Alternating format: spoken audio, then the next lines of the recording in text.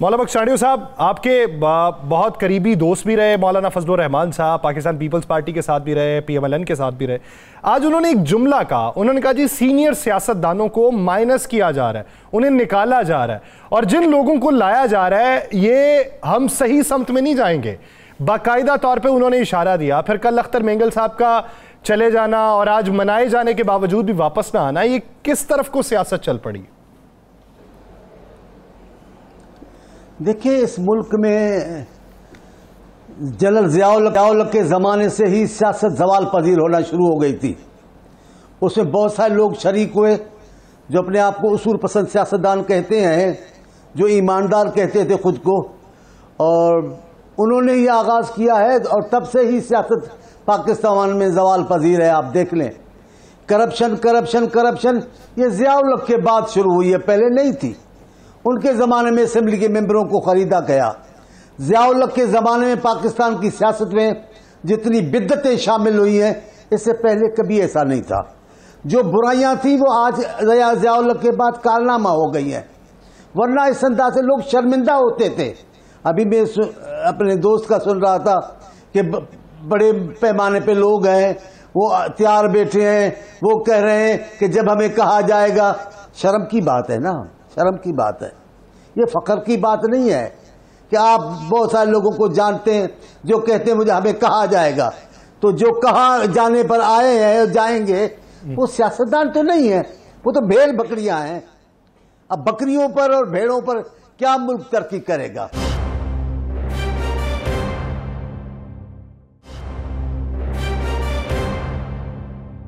ضیاء الحق کے دور سے جو سیاستدان آئے اس وقت اس دور کے تو سب سے جو معروف سیاستدان ہیں وہ میاں نواز شریف صاحب ہیں، جن کو بڑا وہاں سے پیار بھی ملا اور اسی دور میں خرید و فروخت ہوئی زیادہ.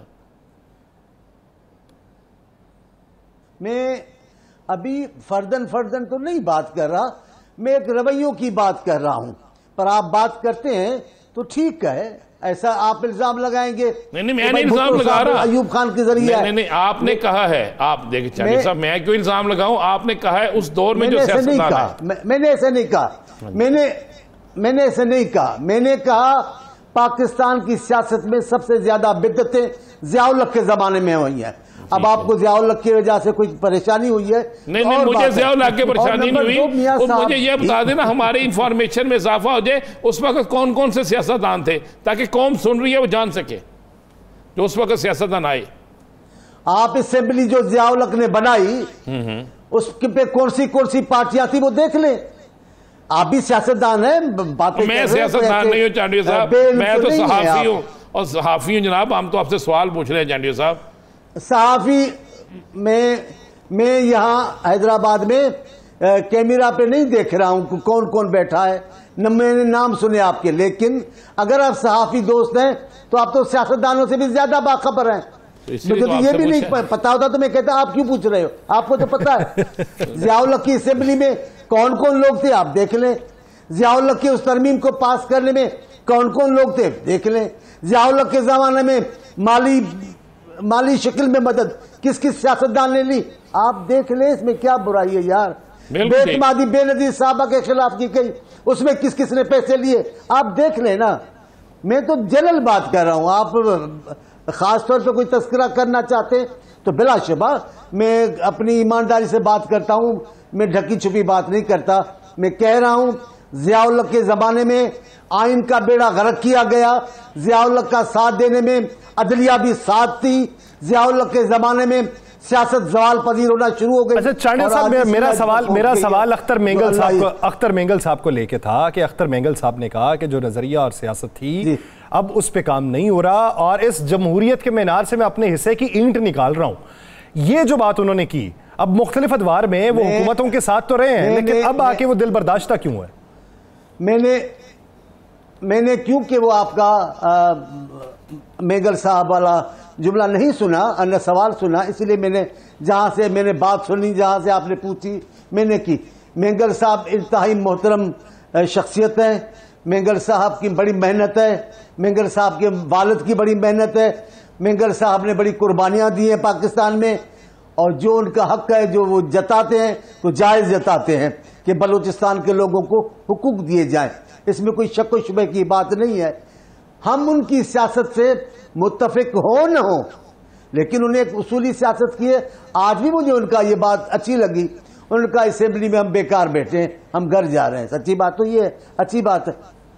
آج اگر میں ممبر ہوتا بخدا میں بھی مینگر صاحب کی پیروی کرتا، اپنی پارٹی سے معافی مانگتا، ہاتھ جوڑتا ان سے. صحیح میں بھی جاتا ہوں، ہے تو کچھ بھی نہیں. آپ بتائیں کیا ہے، کیا کر سکے ہم لوگوں کے لیے؟ مہنگائی کو کم کر سکے؟ لوگوں کا جینا حرام ہو گیا جناب. کیا کہتے ہیں آپ؟ لوگوں کو ضرورت زندگی نہیں مل رہی. سندھ میں جو عذاب ہے، اگلے سیلاب کا پانی ابھی تک ہے، اور اگلے سال کے جو اگلی سیلاب کے جو وعدے تھے وہ آج تک وزیر اعظم شہباز شریف صاحب نے پورے نہیں کیے. دوبارہ وزیر اعظم بنے ہیں، ہم پھر بھی صرف وعدوں میں ہیں. ان کے وعدے بھی محبوبوں کے وعدوں کی طرح ہے، جو وعدہ پورا ہو جائے تو وہ وعدہ کیا ہمارے ساتھ ہے، لیکن ہم نہیں کرتے کیونکہ ہماری پارٹی اس قسم کی ہے. وہ ہر مشکل اٹھاتی ہے، وہ کہتی ہے کہ ہم مشکل اٹھا کر مولانا بخش احمدیہ صاحب پھر ان حالات کو درست کس طرح کیا جا سکتا ہے؟ اس کا حل کیا ہے؟ میں دیکھیں آپ کو بتاؤں، کئی ملکوں میں کئی قوموں میں اس قسم کے بحران آئے ہیں.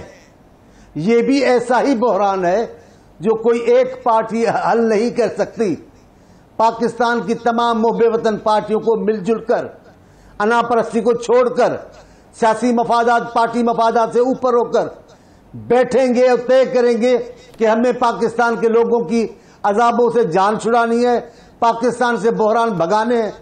ہو سکتا ہے. باقی کوئی اکیلی پارٹی، اکیلا دانش مند، اکیلا کو معاشی ماہر، اکیلا کو بڑا ہیرو کوئی نہیں سنبھال سکے گا. خواہ خان صاحب دعویٰ کر رہے ہیں ان کو بھی حکومت پورا ملا حکومت کا حصہ. کیا انہوں نے کیا؟ مہنگائی کا آغاز ہی تب ہوا. مجھے خان صاحب کے وزیروں کے انٹرویو یاد ہیں جنہوں نے کہا ہماری سب سے بڑی جو ناکامی ہے وہ مہنگائی کو روکنا ہے. اس کے بعد دیکھ لیں جس انداز سے ضیاء الحق اپنی جگہ پر ہے، لیکن یہ تو سیاسی آدمی ہے، یہ سیاسی شخصیت ہے. خان صاحب نے بھی جو انداز سیاست اپنایا ہے وہ پاکستان میں مثال ہی نہیں ملتی. ایسا پاکستان میں کبھی نہیں ہوا ہے. اچھا مولانا بخش احمدیہ صاحب، جب آپ سمجھتے ہیں کہ شہباز شریف صاحب نے وعدے وفا نہیں کیے اور محبوبوں کے وعدوں جیسے تھے، تو سوال یہ ہے کہ ان کے ہاتھ بندھے ہوئے ہیں یا پھر وہ جان بوجھ کے وہ وعدے نبھانا نہیں چاہتے؟ اب دیکھیں میں آپ کو بتاؤں، مجھے پتا نہیں ہے، میں کوئی ابھی کسی سیٹ اپ میں تو نہیں ہوں. میں دونوں باتوں کو مانتا ہوں. پاکستان میں کبھی بھی جو جمہوری سیاستدان ہے، جو منتخب ہو کر آیا ہے، وہ کبھی بھی آزاد ہو کر فیصلے نہیں کر سکا، ماں سوائے بھٹو صاحب جیسے لیڈر کے. بی بی نے بھی کیا، لیکن بھٹو صاحب نے کمال کر دیا. وہ بھی منتخب تھے، ان کو بھی مجبوریاں تھی. لیکن میں قطع کلامی کے لیے معذرت چاہتا ہوں. آپ ہی کی پارٹی کے قادر مندوخیل صاحب ہیں، وہ کہتے ہیں یہ جیت کے نہیں آئے، یہ فارم 47 کے ہیں، یہ فارم 45 والے نہیں ہیں. یہ قادر مندوخیل صاحب آپ کی جماعت والے ہیں. تو پھر وہ کس طرح طرز سیاست اپناتے ہیں؟ کون کہتے ہیں؟ قادر مندوخیل صاحب. میں ان کو، ہاں ایم این اے صاحب ہیں ہمارے بڑے محترم، میں ان کو زیادہ ان کی سوچ کو نہیں جانتا ہوں، نہ میں ان پہ تبصرہ کرنا مناسب سمجھتا ہوں. لیکن میں کہتا ہوں سیاسی غلطیاں کون سی الیکشن ہے جس کو آزاد اور تسلیم کیا گیا، منصفانہ تسلیم کیا گیا ہو؟ ایک بھی نہیں. جس ایک الیکشن کو، یحییٰ خان کی الیکشن کو آزادانہ انتخاب کہتے، اس میں بھی دھاندلی ہوئی. کئی سیٹوں پہ یحییٰ خان نے لوگوں کو آفریں کی اور ان کی مدد کی کہ وہ جیتے، نہیں جیت سکے. ایک طوفان تھا اس زمانے میں، جمہوری سیاست کا طوفان تھا، نہیں جیت سکے. بھٹو صاحب کے مقابلے میں وہ تینوں ہار گئے جن کو یحییٰ خان نے طاقت دے کر کھڑا کرنے کی کوشش کی. ایک بھی دور میری جان ایسا نہیں ہے جس میں پاکستان کی الیکشن کو آزاد چھوڑا گیا ہو. پاکستان کے جمہوری حکمرانوں کے ہاتھ بھی بندھے ہیں، پاؤں بھی بندھے ہیں، اور کہیں کہیں تو منہ پہ بھی پٹی لگی ہوئی ہے. لیکن کچھ لوگ ہیں ان ساری باتوں سے نکل آتے ہیں اور اپنی قوم کا حق ادا کرتے. آپ نے بڑی اچھی بات کی جی کہ بہت سے لوگوں کے ہاتھ منہ سب کچھ ہی بندھے ہوئے ہیں، اور کچھ لوگ ہیں جو اپنی قوم کے لیے نکل آتے ہیں. تو جو کچھ لوگ نکلتے ہیں، کیا ان لوگوں میں کبھی کچھ لوگ آپ کو نظر آ رہے ہیں جو مزید نکلیں گے؟ دیکھیں آج کے حالات میں تو میں خود پریشان ہوں. جب جہاں اچکزئی عبدالصمد اچکزئی صاحب کے صاحبزادے جو بڑے قوم پرست اور بڑے آزاد خیال، روشن خیال، جمہوریت پسند مانے جاتے ہیں، ان کو ہی کام کرنے میں مجبوریاں ہیں تو دوسرا کون سا آزاد ہوگا؟ مولانا فضل الرحمان صاحب، ان کا انداز سیاست جو رہا ہے، ابھی جو ان کو مجبوریاں ہیں، آپ دیکھیں آئے دن ان کے یہی آتے ہیں مجبور، ان کے سارے بیانات مجبوریوں کے ہیں، آپ دیکھ لیں، ہماری پارٹی میں دیکھ لیں، ہم کرنا کیا چاہتے ہیں، ہمیں روکا کیسے جاتا ہے وہ آپ کو پتا ہے۔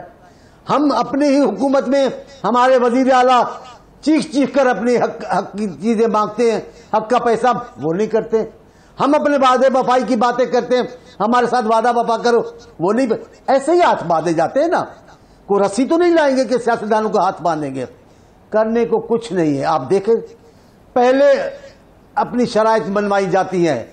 میں آج ایک بات کہہ رہا ہوں، آج آپ کے سامنے آپ بڑے محترم دوست بیٹھے ہیں میرے سے باتیں کر رہے ہیں، میں ایک بات کہہ رہا ہوں، یہ آپ آج انشاءاللہ یہ تاریخ کا حصہ بنے گی اور یہ سب لوگ کریں گے۔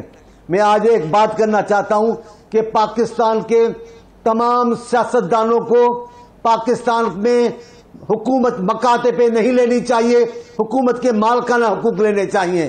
ہم مالکانہ حقوق نہیں لیتے، ہم مکاتے پہ حکومت لیتے، ہم حکومت کے لیے مرے جاتے، نتیجے مشکلات آتی ہیں۔